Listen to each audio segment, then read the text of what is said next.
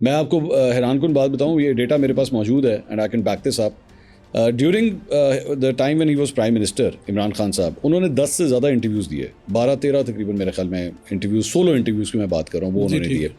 उनका जो highest rated interview था वो मेरे साथ, आपके साथ, वो मेरे साथ हाईएस्ट वॉच इंटरव्यू वो उन्होंने मेरे साथ दिया था। तो मैं छप्पड़ फाड़ के उसकी रेटिंग्स क्या वजह उसने?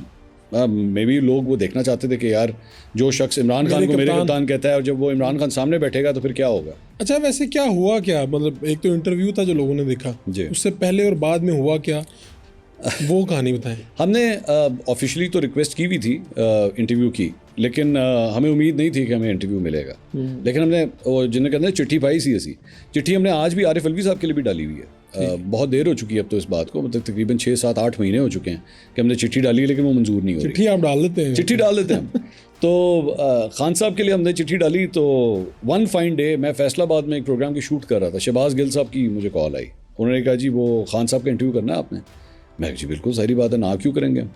तो उन्होंने कहा कल सुबह 10 बजे आप PM हाउस आ जाइएगा। मैंने कहा भाई मैं अभी फैसलाबाद में हूँ और ये टाइम हो रहा था रात के 8 बजे में। ठीक, मैंने कहा भाई मुझे मेरा सब कुछ, मेरा वार्डरोब, मेरी टीम, सब कुछ लाहौर में है, पहले मैं लाहौर जाऊँगा, फिर मैं इस्लामाबाद जाऊँगा, मुझे एक दिन का बीच में टाइम दे दें, let me do this tomorrow. उन्होंने कहा जी सुबह 10 बजे का है, अगर आपने इंटरव्यू करना है तो आप सुबह 10 बजे यहाँ पे हो।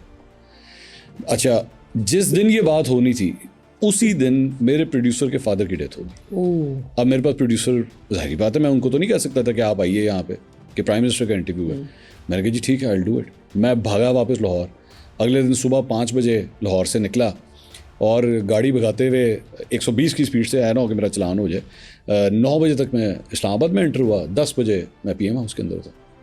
उससे पहले उन्होंने मुझे कहा जी खान साहब जो हैं वो इंटरव्यू से पहले आपसे मिलना चाहते हैं। मैंने कहा जी ठीक है। अच्छा, मेरी खान साहब से कोई मुलाकात नहीं हुई भी थी। ठीक है। मेरी ड्यूरिंग में जब से वो वज़ीर आज़म बने थे मेरी कोई मुलाकात नहीं हुई थी। मैंने कहा चलें, 7 वाले कमरे में वो बैठे हुए थे, मुझे ले गए, मैं जाके वहाँ पे बैठा। तो अब जाहिर बात है ये कन्वर्सेशन मेरे और उनके दरमियान थी, तो मैं आज बता देता हूँ, शायद हो सकता है पता नहीं लोग माने या ना माने। मैंने पहला सवाल उनसे किया, मैंने कहा खान साहब मुझे क्यों इंटरव्यू दे रहे हैं, वाई मी।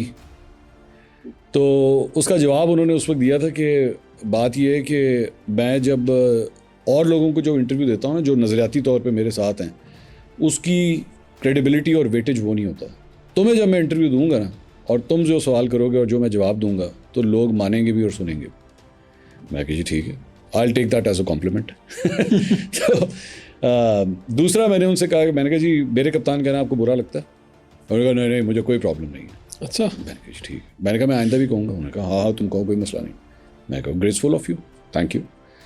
और उन्होंने कहा क्या किन एरियाज़ के ऊपर बात करी? मैंने कहा जी यही जो आजकल सूरत हाल हो रही है। सवाल तो नहीं दस देना, मैंने तो आपको भी मना किया था मुझे सवाल मत बताइएगा, तो सवाल तो नहीं ऐसी दस दे। मैंने कहा जी ये जो नॉर्मल टॉपिक्स हैं इसके ऊपर बात करनी है। मैंने कहा चलो दैट्स इट। मेरे ख्याल में हार्डली को 3 से 4 मिनट की गुफ्तगू होगी। बैठे हैं, इंटरव्यू शुरू हुआ। मैंने पहला सवाल ही उस इंटरव्यू के अंदर ही, मैंने कहा मैं ऑन रिकॉर्ड भी ले आया हुआ ना कि मेरे कप्तान आपको बुरा तो नहीं लगता? उन्होंने कहा नहीं कोई बुरा नहीं लगता। मैंने कहा लोग आपकी पार्टी के जो है बड़े नाराज़ होते हैं ये। उन्होंने कहा नहीं मैं बिल्कुल माइंड नहीं करता। तो बस दैट्स इट। उसके बाद वो इंटरव्यू हुआ।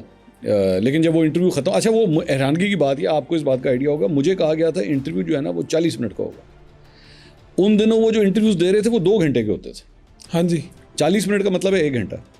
तो 2 घंटे का मतलब है कि आपने 1 घंटा और 20 मिनट की आपने रिकॉर्डिंग करी। मुझे उन्होंने कहा जी 40 मिनट है आपके पास। सिर्फ 40? हाँ ठीक। मैं कहा यार ये तो नाइंसाफ़ी है। अच्छा वो अब इतना तो हमें आइडिया हो जाता है कि 40 मिनट कब हुए हैं। तो अब जिस तरह ये एक कैमरा यहाँ लगा हुआ है, एक कैमरा आपका लगा हुआ है, तो इस तरह इंटरव्यू चल रहा था। जो जब 40 मिनट के आसपास आए ना, तो इनके लेफ़्ट साइड के ऊपर मैं और ये खान साहब यहाँ बैठे हुए, तो लेफ़्ट साइड के ऊपर शिबली फराज, उनके मिलिट्री सेक्रेटरी, ये सब लोग इस साइड पे, मेरी प्रोडक्शन टीम बाकी सारी इस साइड पे बैठी हुई थी। तो अब मुझे ना यहाँ से पता लगा कि वहाँ से ना एंज करके मूवमेंट हो रही है। मैंने मुँह ही उस तरफ नहीं किया।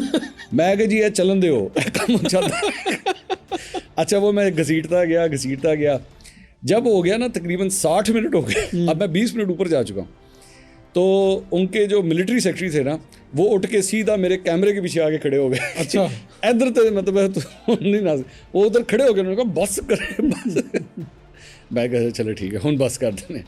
तो लेकिन वो इंटरव्यू जब ख़त्म हुआ तो खान साहब उठे, खान साहब ने यूँ करके माइक उतारा और खान साहब कोई बात नहीं की, खुदा हाफिज़।